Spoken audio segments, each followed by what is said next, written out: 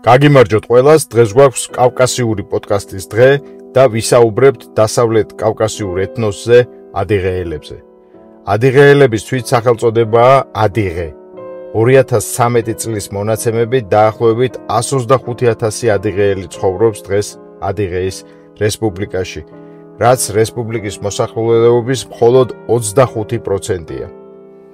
დომინანტია რუსული მოსახლეობა, რომლებიც ადიღეის მოსახლეობის 64% შეადგენენ. ადიღეელები ასევე ცხოვრობენ კრასნოდარის მხარეში, ლაზარევსკაიასა და ტუაფსეს რაიონებში. მათი მნიშვნელოვანი ნაწილი კი თურქეთსა და ახლო აღმოსავლეთის სხვადასხვა ქვეყნებშია განფენილი.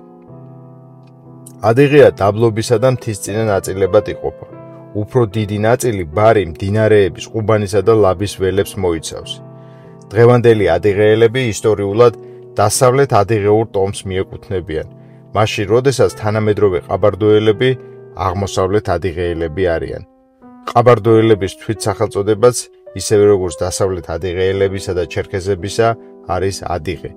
ანუ დღევანდელი ადიღეელები, ყაბარდოელები და ჩერქეზები პრაქტიკულად ერთი და იგივე ხალხია, რომლებიც რუსეთის იმპერიამ შეგნებულად დაანაწევრა და სხვადასხვა ხალხებად გამოაცხადა.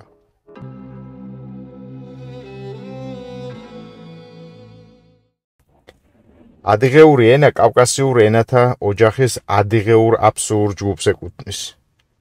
მასთან ყველაზე ახლოსაა ყაბარდოული ენა. ადიღეური ენა რამდენიმე დიალექტისგან შედგება, მაგალითად თემერღოული, რომელიც საფუძვლად უდევს ლიტერატურულ ადიღეურ ენას, აბაძეხური, ბჟღედუხური და შაფსუღური. დიალექტების რაოდენობა ადრე უფრო მეტი იყო, მაგრამ დიალექტების გაქრობა ამ ეთნოსის დიდი ნაწილის თურქეთში გადასახლებამ გამოიწვია. შესაბამისად მეტი იყო ეთნოგრაფიული ჯგუფების რაოდენობაც. ესენი იყვნენ აბაძეხები, ბესლენეელები, ბჟედუხები და ასე შემდეგ და ასე შემდეგ. ადიღეელებს დამწერლობა აქვთ რუსულ გრაფიკულ საფუძველზე. საბჭოთა პერიოდში შეიქმნა ადიღეური ლიტერატურა, რომლის პირველი წარმომადგენელიც გახდათ მწერალი კერაშევი.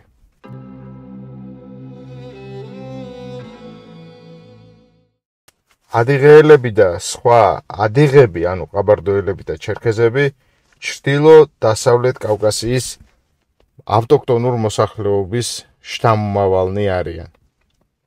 თანამედროვე ადიღეელების ფორმირება მე-12-მე-14 საუკუნეებში ეთნიკური პროცესებისა და ყაბარდოელთა ტერიტორიული განცალკევების შედეგად მოხდა. საისტორიო წყაროებით დასავლეთ ადიღეელები მიგრაციისადმი მიდრეკილებით გამოირჩეოდნენ. სხვადასხვა ტომები, ეთნოგრაფიული ჯგუფები ხშირად ერთი ადგილიდან მეორეზე გადადიოდნენ.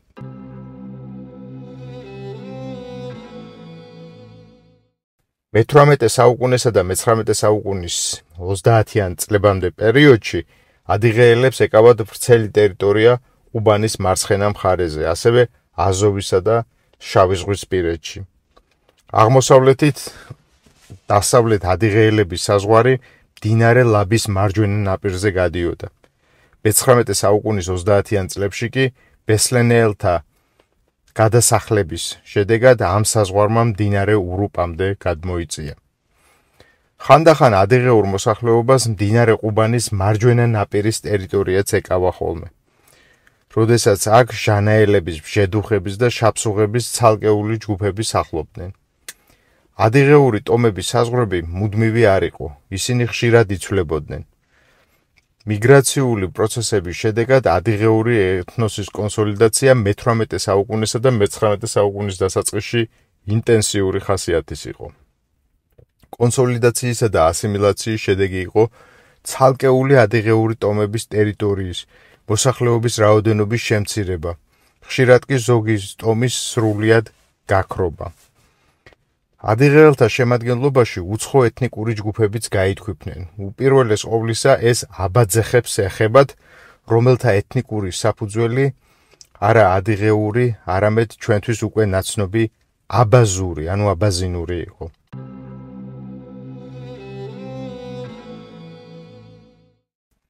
ადიღეური ტომების საერთო ქართული ეთნონიმია ქაშაგი.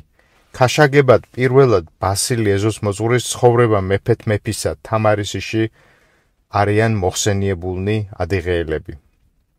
საგულისხმოა, რომ ეს ეთნონიმი ქართულში დღეს უკვე დავიწყებას მიეცა, მაგრამ სვანურმა შეინარჩუნა და დღესაც სვანები ადიღებს ქაშაგს, ანუ მრავლობითში ქაშგარს უწოდებენ.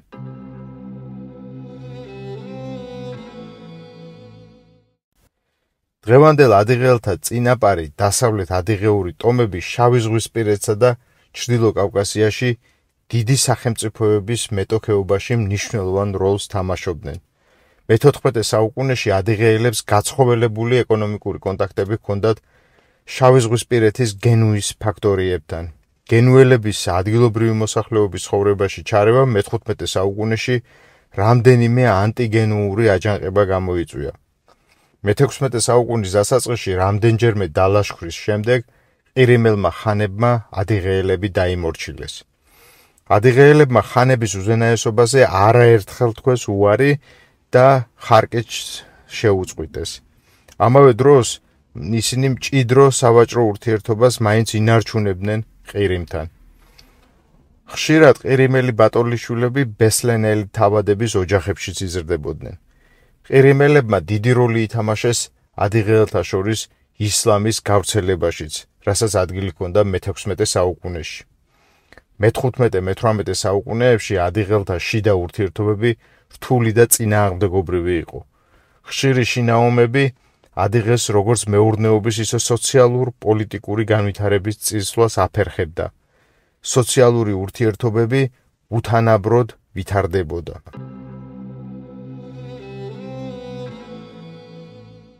საზოგადოების ეკონომიკური წყობა ფეოდალურ პატრიარქალურობით ხასიათდებოდა. ცალკეული ადიღეური ტომების განვითარების დონე სხვადასხვაგვარი იყო. მაგალითად, ტომების ერთ ნაწილში ფეოდალიზაციის პროცესი საკმაოდ ღრმად იყო წასული. მეორე ნაწილში კი ეს პროცესი შენელებული გახლდათ. ბარისა და მთისწინეთის ზოგიერთ ტომში თავადების ხელისუფლება და რთული წოდებრივი დაყოფა არსებობდა. იმავე დროს მთისა და ნაწილობრივ მთისწინეთის მოსახლეობამ კი თავადთა ხელისუფლება არ იცოდა და ერთ შემთხვევაში იმართებოდნენ არჩევითი უხუცესების მიერ, ხოლო მეორე შემთხვევაში წვრილი დიდკაცობის, ეგრეთ წოდებული ორკების მიერ. ადიღეში პრივილეგირებული ფენის წარმომადგენლებს ფში, ანუ თავადი ეწოდებოდათ.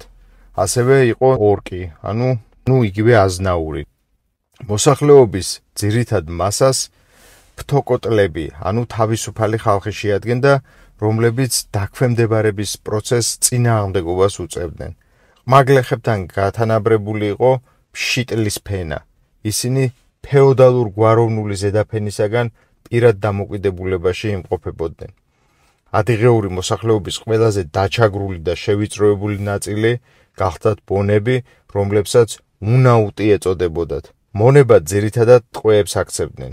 უნაუტებს არავითარი პირადი და ქონებრივი უფლებები არ გააჩნდათ. ფლობელს შეეძლო უნაუტის მოკვლაც.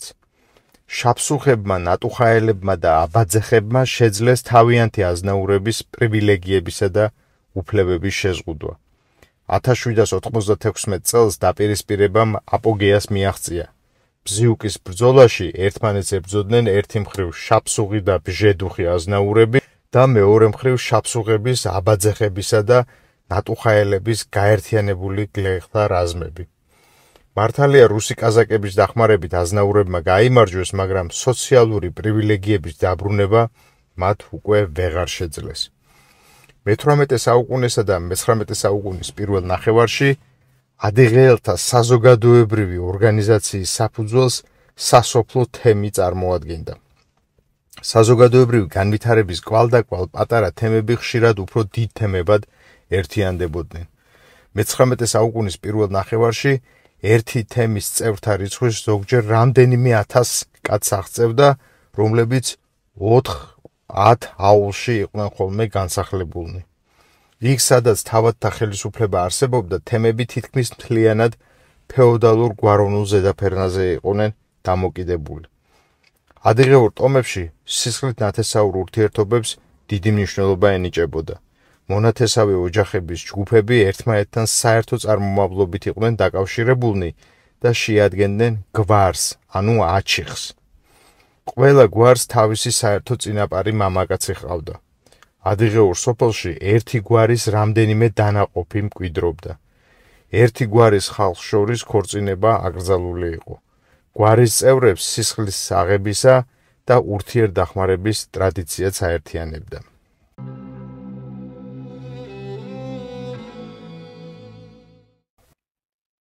(1791) წელს ცარისტულმა რუსეთმა რუსეთ-კავკასიის საზღვარი მდინარე ყუბანზე გადაიტანა. სწორედ ამ დროიდან დაიწყო რუსეთის არმიის სისტემატური შეჯახება ადიღეელებთან.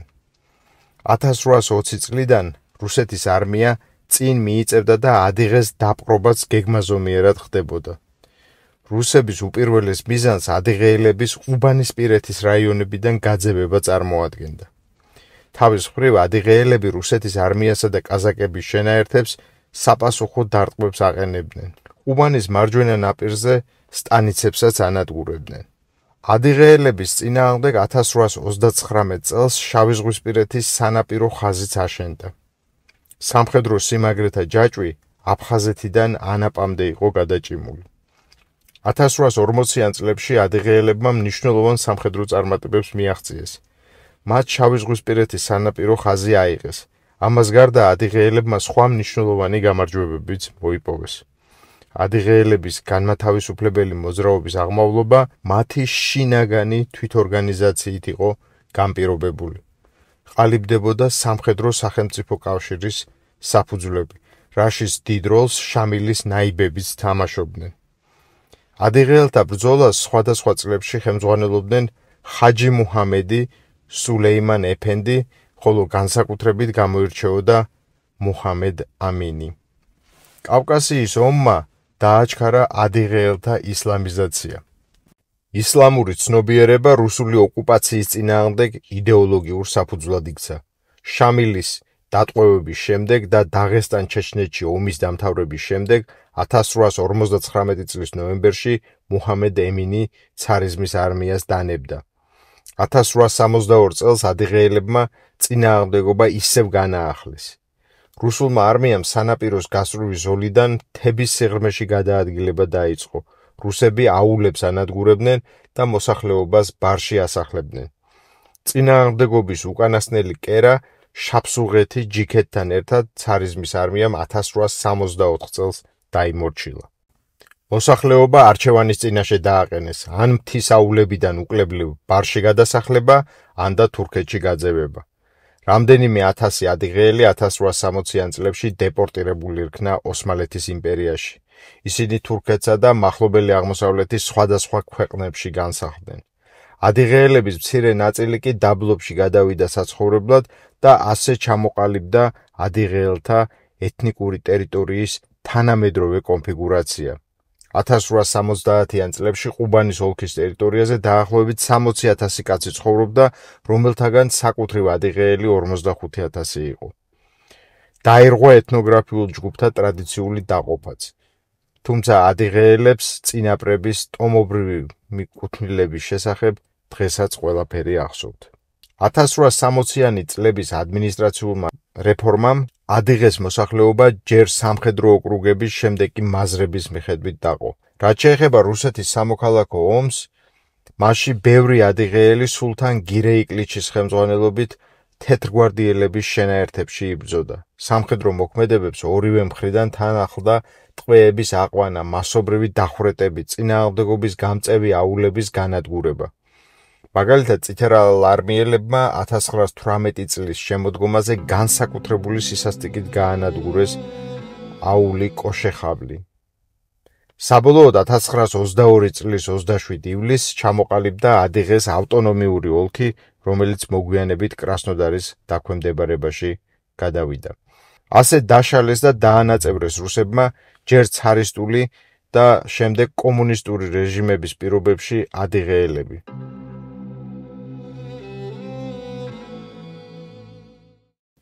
რაც შეეხება მეურნეობას, ბარსა და მთაში მცხოვრები ადიღეელების სამეურნეო ყოფა ერთმანეთისგან განსხვავდებოდა.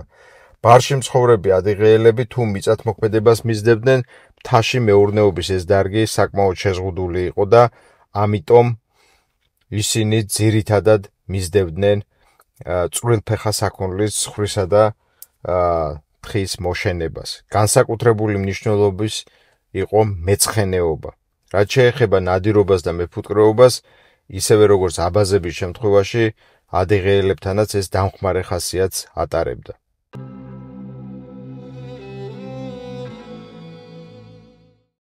მე-18 საუკუნის ბოლოს ჩრდილოეთ კავკასიაში მყოფი პალასი შაფსუღების შესახებ წერდა, რომ მათ დასამუშავებელი მიწა ძალიან ცოტა აქვს და ძირითადად დაკავებული არიან თარეშით.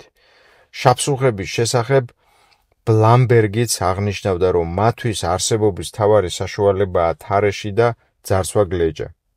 1821 წელს ჩრდილოეთ კავკასიაში იმყოფებოდა შოტლანდიელი მოგზაური რობერტ ლაიელა, რომელიც აღნიშნავდა, რომ კავკასიის მთიელ ტომებს ძალიან ბევრი საერთო აქვთ და ცდილობენ გააგრძელონ ცხოვრების ის გზა, რომელსაც მათი წინაპრები მისდევდნენ.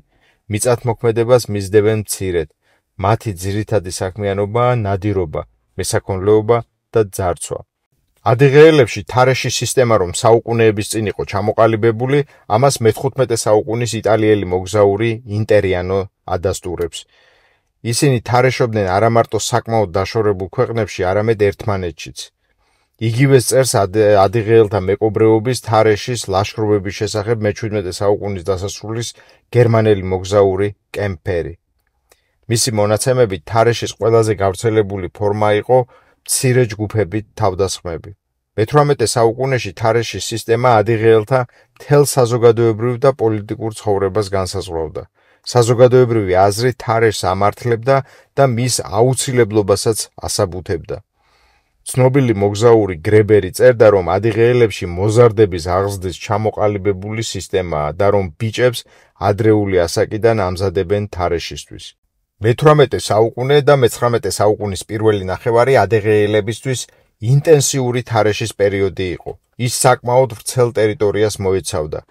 პალასის სიტყვით, შაფსუღებმა თავიანთი ექსპანსია იმ მასშტაბებამდე მიიყვანეს, რომ თურქები მათი თარეშიც სასოწარკვეთილნი იყვნენ, რადგან ისინი ანაპის შემოგარენს აღწევდნენ.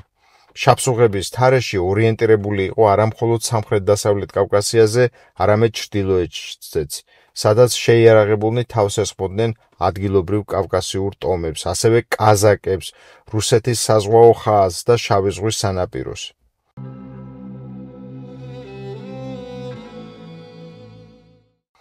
ადიღეური და აბაზური ტომები არც საქართველოს შავი ზღვისპირეთს ერიდებოდნენ. მე-15 საუკუნიდან ამ მიმართულებით მათი თარეში იმდენად ინტენსიური გახდა, რომ ამან აფხაზეთში მოსახლეობის ცვლა გამოიწვია. კერძოდ, აფხაზეთის ძველი, მკვიდრი, ქართველი, ანუ მეგრელი და ისტორიული აფხაზი მოსახლეობის ნაწილი ადიღეურ-აბაზური მოდგმის ტომებმა ან თურქეთის ბაზრებში გაყიდეს, ან და მათმა მნიშვნელოვანმა ნაწილმა სამხრეთ-აღმოსავლეთით ენგურს გამოღმა გადმოიწია.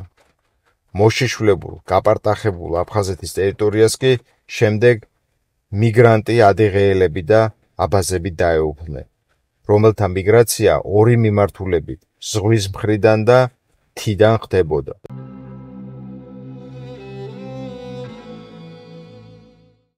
ყოველი ადიღეური დასახლებული პუნქტის ცენტრში იყო მეჩეთი, თუმცა რელიგიური თაყვანისცემის ტრადიციულ ადგილს სასაფლაო წარმოადგენდა.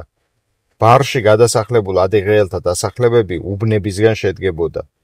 ახალ დასახლებულ პუნქტებშიც ადიღეელები ნათესაური ჯგუფების სახით მკვიდრობდნენ. მე-17-მე-18 საუკუნის საისტორიო მონაცემებით კომპაქტურად დასახლებული ადიღეელების სოფელს წრის ან კვადრატის ფორმა ჰქონდა.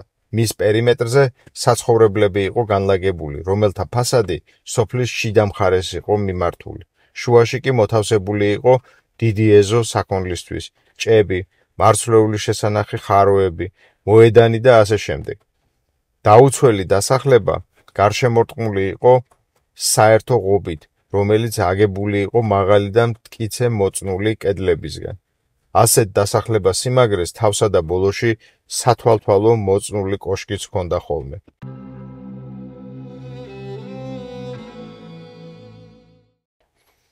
რაც შეეხება ადიღეელთა სამზარეულოს, ისინი იკვებებოდნენ მარცვლეულით, ხორცით, რძის პროდუქტებით.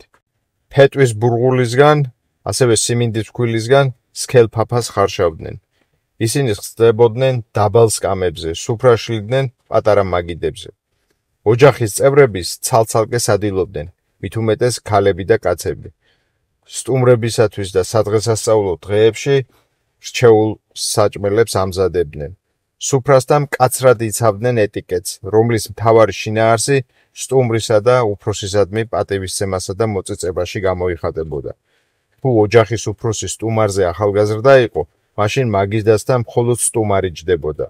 სტუმარს არა მხოლოდ ოჯახის უფროსი, არამედ მასპინძლის ნათესავები და მეზობლებიც ემსახურებოდნენ.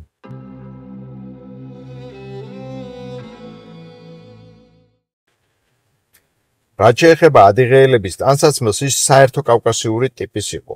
ჩოხა მოსახლეობის უმეტესობისთვის მხოლოდ სადღესასწაულოდ იყო და ის ყველას არ ჰქონდა. საყურადღებოა ასევე თმის ვარცხნილობაც. მე-17 საუკუნის ავტორთა ცნობით, ადიღეელები შუბლიდან კეფამდე შუაში ერთბრძოლად თმას იპარსავდნენ.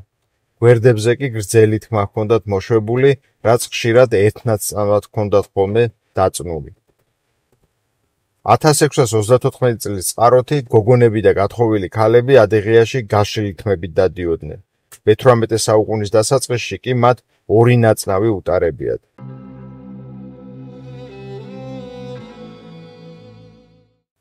მე-19 საუკუნისა და მე-20 საუკუნის დასაწყისში ძირითადი სოციალური და სამეურნეო ერთეული იყო პატარა, ანუ ინდივიდუალური ოჯახი. ხდებოდა დიდი ოჯახებიც, რომლებშიც რამდენიმე ათეული ადამიანი იყო გაერთიანებული. მე-20 საუკუნის 20-იან წლებში ზოგიერთ აუზში 60 სულიანი ოჯახებიც არსებობდა. საოჯახო ყოფა პატრიარქალური წესშეულებებითა და ნორმებით განისაზღვრებოდა. ქალი მთლიანად დამოკიდებული იყო მამასა და ძმაზე, შემდეგ კი ქმარზე. ქალს არ შეეძლო მონაწილეობა მიეღო სასოფლო კრებაში. მას ქმართან გარეშე პირთა თანდასწრებით საჭმელად დაждომის უფლებაც არ ჰქონდა. ქალები და კაცები ცალ-ცალკე ცხოვრობდნენ, მაგრამ საოჯახო მეურნეობაში ქალი მთავარ როლს თამაშობდა. ისინი ასევე მნიშვნელოვან როლს ასრულებდნენ მესისხლეთა შერიგებისას. ადიღეელებში ქორწინების გაბატონებული ფორმა იყო მონოგამიური ქორწინება. ისლამის მიღების შემდეგაც კი მრავალცოლიანობამ ფეხი აქ ვერ მოიკიდა. ბოლო დრომდე შემორჩენილი იყო უმძრახობის ინსტიტუტი. ის უფროსებისადმი პატივისცემის ერთგვარ გამოხატულებას წარმოადგენდა. საინტერესოა, რომ ქორწინების შემდეგ რამდენიმე წლის განმავლობაში კონტაქტები ქმრის მშობლებთან და უფროს მამაკაც ნათესავებთან ტაბუირებული ჰქონდა ქალს. ქორწინება მშობლების მოლაპარაკებით ხდებოდა, მაგრამ იშვიათი არ იყო ასევე ქალის მოტაცებაც. ქორწილი ჩვეულებრივ მრავალრიცხოვანი იცოდნენ. ამ დროს მეკორწილეებს ნათესავები და მეზობლები ეხმარებოდნენ.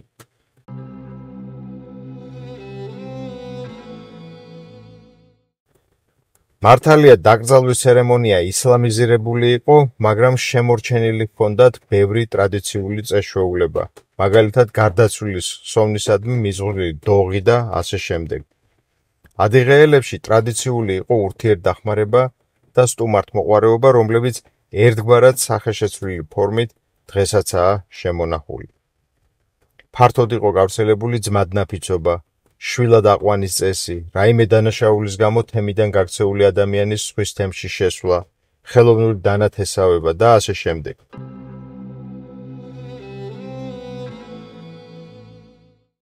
ადრე შუა საუკუნეებში ადიღეაში ქრისტიანობა ბიზანტიიდან და საქართველოსდან გავრცელდა. როგორც სამეცნიერო ლიტერატურაშია მითითებული, მთავარი ქრისტიანული სიმბოლო და ამავე დროს წარმართული კერპი ქართული სიტყვით ჯვარი აღინიშნებოდა. ქრისტიანობის გავრცელებაზე მიუთითებენ ეკლესიების ნაშთები, ქვის ჯვრები და საფლავის ქვები ბერძნული ქრისტიანული წარწერებით. თურქულ-ყირიმული ექსპანსიის შედეგად ქრისტიანობამ პოზიციები დათმო. დღეს ადიგეელები მუსლიმი სუნიტები არიან. ისლამი მათში მე-16 საუკუნეში გავრცელდა და მთის ცალკეულ ტომებში კი მხოლოდ მე-18 საუკუნესა და მე-19 საუკუნის დასაწყისში. ჯერ ქრისტიანობის შემდეგ ისლამის გავრცელებამ ადიღეელთა ძველი ადგილობრივი ტრადიციული რწმენა წარმოდგენები დავიწყებას მაინც ვერ მისცა. მაგალითად, არქანჯელო ლამბერტი აღნიშნავდა, რომ ადიღეელები მხოლოდ სახელით არიან ქრისტიანები, არც სარწმუნოებით და არც მოქმედებით ქრისტიანობა მათ სრულებით არ ეტყობათო. მე-19 საუკუნის 50-იან წლებში კი კარლ გოფი წერდა: ადიღეაში ნამდვილი მაჰმადიანი მხოლოდ უმნიშვნელო ნაწილია. აქაური რელიგია ქრისტიანობისა და წარმართობის შერწყმის შედეგად არის ჩამოყალიბებული, რომელსაც მაჰმადიანობა მცირედ ერთვის. მინდვრად და სასაფლაოზე უამრავი ჯვარი ჰქონდათ აღმართული და იმავდროულად ასრულებდნენ როგორც ისლამურ, ასევე წარმართულ ჩვეულებებსაც. დასავლეთ ადიღეების წარმართული პანთეონის სათავეში იდგა დიდი შემოქმედი ღმერთი ჰაშხუო.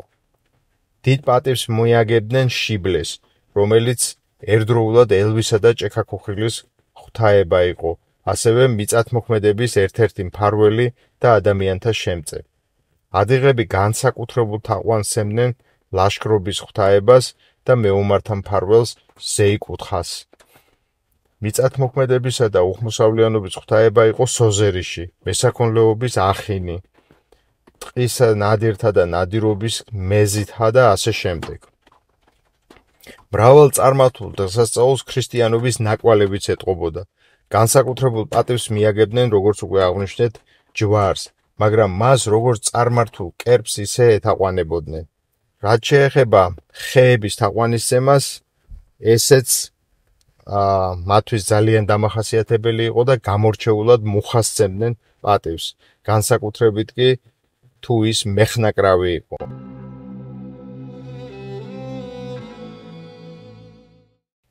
ადიღეური ფოლკლორის მთავარი შემადგენელი ნაწილი, ისევე როგორც აბაზურის შემთხვევაში, არის ნართული ეპოსი. სიმღერებიდან გავრცელებული იყო საგმირო, ლირიკული და ყოფითი სიმღერები. თითქმის ყველა სადღესასწაულო სანახაობას თან ახლდა ცეკვები, რომლებიც საერთო ქართულ კავკასიური ხასიათისაა.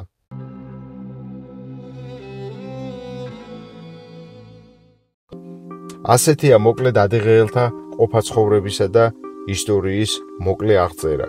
იმედია დაგაინტერესა დღევანდელმა გადაცემამ და თუ ეს ასეა, დარჩით ჩვენთან და ერთად ვიმოგზაუროთ კავკასიის მიჩქმალულ წარსულში. მე დღეს ამით გემშვიდობებით, შევხვდებით მომდევნო გადაცემაში.